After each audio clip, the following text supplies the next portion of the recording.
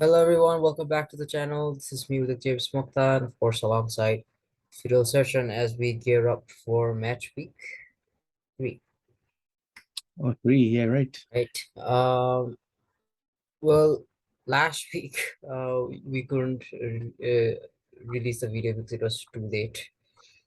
The time we record. Actually, Fidel wasn't able to record. I did it myself, but we couldn't edit it in time. That's why we chose not to release that one on our channel.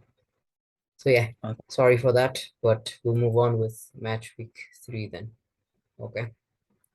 Yeah, so before we talk about anything else, first of all, let's talk about the breaking news, right? 4 hours ago, I guess. Casemiro to Manchester United. Here we go. A huge deal, absolutely out of the blue. And Fido's really happy, right? Come on, United. Let's go, United. Sue! As to What's that quote the guy's great name? one Adhikari once said. Right. Okay. But yeah, we all know that he will not be playing this game, by the way. He will not be playing on match week 3. He'll probably start from next week. Yeah, Yeah. next week. Okay. First game, Spurs versus Wolves. What do you think? I think it's gonna be a closer game than people think. Spurs coming off an exciting tie against Chelsea last game. Conte is gonna be fired up for this game, but I think Wolves have actually played pretty well this season so far. Mhm. So I have a feeling one of the goals will be an own goal, but I think the Mm, Spurs will win 2-1. okay. And yes, Wolves are pretty much pumped up after buying Matthias Nunes from Sporting Lisbon. The Portuguese sensation keeps continuing, right? In this club, I think you've already said it that it's more of a Portuguese Wanderers rather than Wolverhampton. And yeah, so yes, we might be seeing him play as well, and this is a big game for Wolves, obviously. They would like to get a good result here. But again, Spurs after the you know drama at the Stamford Bridge last week, they're fired up too. And it's Antonio Conte's team, and we all know how competitive they are and how good they are, and that is the reason why I cannot see Wolves pulling out a shocker here. So I'll go with Spurs winning this game 3-1. Well, And I think Richarlison is gonna score his first goal for Spurs. Okay, Crystal Palace versus Aston Villa. What do you think, Fiddle? yeah, Aston Villa, a very exciting team. As we mentioned in our first video when we were looking at the season, Yeah. they've got good players, players that we like. And hey, last week who scored the winner, right? Or who scored? I know Buendia came from the bench and scored, and we've always said this guy's going to be a really good player. Mm, So yeah, I'm gonna go for a 3-2 win for Aston okay. Villa here. It's gonna be a closer game than people think. Well, it'll be. I mean, hey, Crystal Palace, didn't they almost who they played last? They almost beat someone last week, right? Or they Crystal, were really Liverpool. they tied Liverpool 1-1. Yeah. Even with the Nunes red card, like that's a pretty good showing for Patrick Vieira and his boys. Yeah. So I'm gonna go for a 3-2 win for Aston Villa here. I wouldn't be surprised if it's a tie, but I'll say Villa wins here. Yeah. I think for me these two are the underdogs here in the EPL, right? I've already said it. I consider Aston Villa as the the number one underdog, let's say. And I've always said Crystal Palace has that element of surprise. They always surprise us somehow. And Patrick Vieira, as of yeah, he has managed to um you know play. He has managed the players so well because we can see from his gameplay that they are so well organized and they really know what they're doing. And to get a result, it's like the way they did last week is very huge. So I don't see neither team winning here. And Aston Villa, I was really happy seeing Danny Ings back in the score sheet because that guy didn't really do much last season as expected, but it almost seemed like okay, he's getting is getting that is getting that back, the thing that he had, that killer instinct when he played for Southampton. And yeah, in that way, Aston Villa looks dangerous, but again, never count out Crystal Palace. So I would go for a 1-1 tie over here. Everton versus Nottingham Forest. I don't see this as an interesting game at all. Pretty boring. But I think Everton's gonna get their first win of the league here. And I'm going for a 2-0 victory for Everton. With what's their striker's name? Uh, Northam, Graham, something. The guy that Gordon, right? Yeah, Gordon, yes. Gordon, the guy that Chelsea is very keen on buying right now. I think he'll make a statement here and score a goal. So a 2-0 win for, is it, 2-1 win for Everton. 2-1. Okay. Yeah. Nottingham Forest actually surprised me last week. They actually did beat a good West Ham team. Mm, Henderson saved a penalty shot, I think, as well in that game. And so yeah, I think Nottingham's, a newly promoted team. They're playing pretty well. To mm, start season, they lost the first game and they won last week against a good team. I also really like this Gordon kid from Everton. I actually did watch him play last week, and the first half, this guy's just nonstop like running. He just yeah, runs all the time. I just couldn't. I'm like, damn, this guy's good. And then yeah, obviously, then I heard Chelsea's obviously trying to sign him. So I'm not surprised that Chelsea has been monitoring him, but because he looked damn good yeah. in the last week game there against Aston Villa. But I'm gonna also go for a 1-1 tie here. I don't think Everton's good enough Okay. this season, and I don't think Nottingham Forest is terrible. So Mm, even though I did say they're gonna be relegated, this is the beginning of the season, they're all excited. So I'll go for a 1-1 yeah, draw here. yeah. And it's no surprise, of course, Chelsea trying to buy Gordon because that guy seems perfectly fit for Thomas Tuchel's philosophy of pressing, Yeah. right? You talked about him, always running in the field. So Really, I'm yeah, like, where does this guy come from? I was surprised, like I had never heard of this guy before, and then I just see him running mm, all everywhere. yeah, yeah. Impressed. Fulham versus Brentford. You know, this is we have to talk about Brentford first of all. We got to realize last week how good they are. It's not just Man United making errors, but I think Brentford totally killed them tactics wise. You know, by their pace, especially.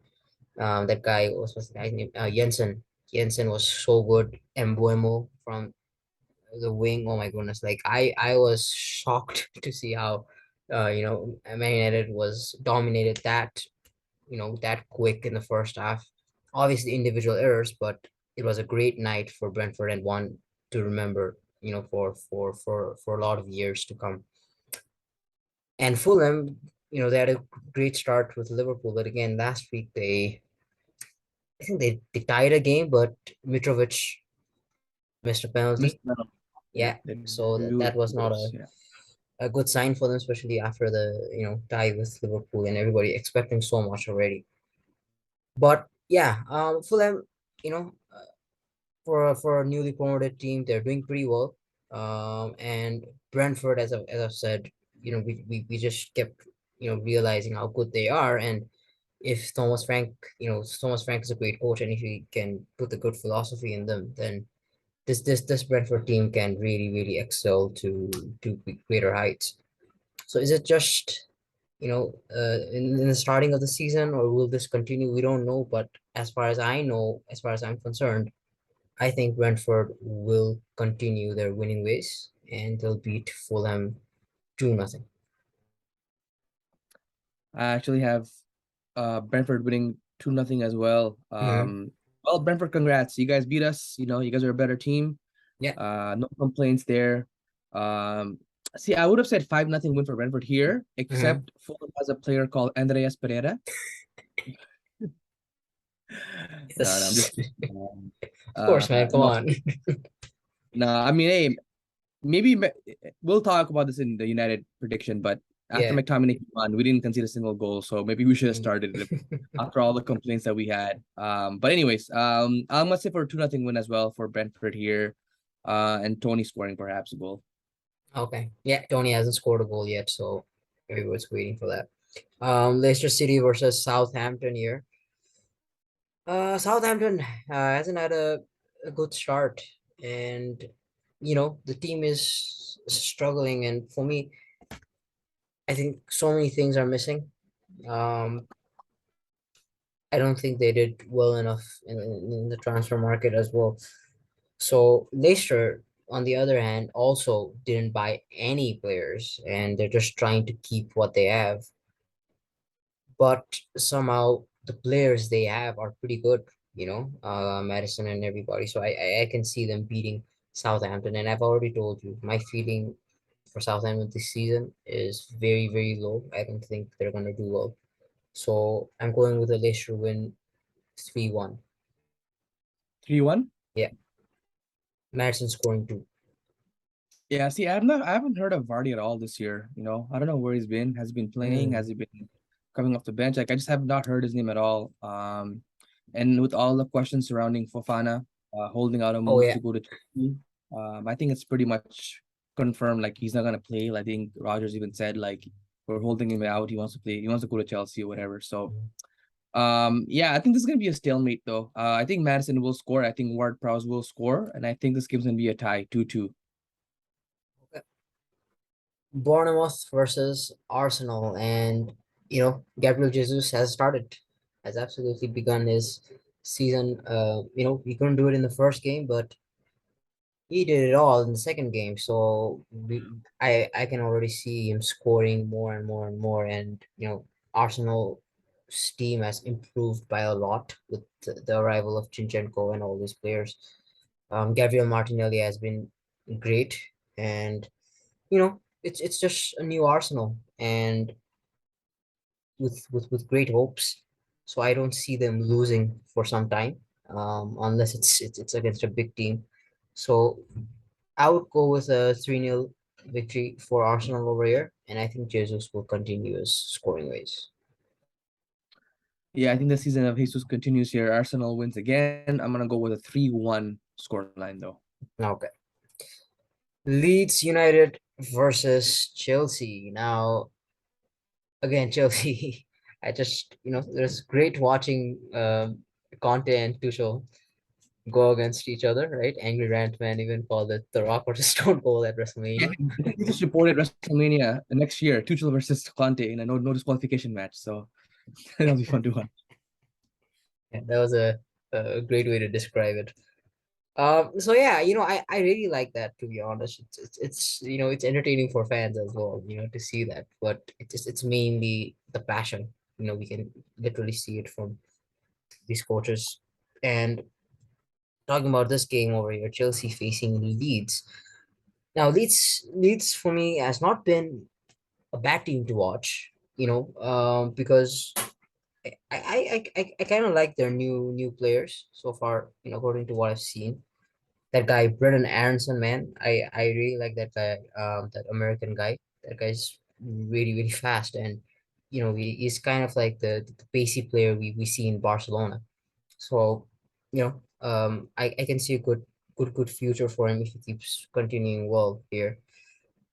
But yeah, Chelsea is just too good, and I really like how they're progressing well right now in the transfer window, because it almost seemed like they were a bit quiet after the Raheem Sterling thing. I didn't find that enough, but they're going for all these other players, Fofana and Gordon we talked about. So Chelsea looks like they'll be pretty strong after all, even after a lot of speculations.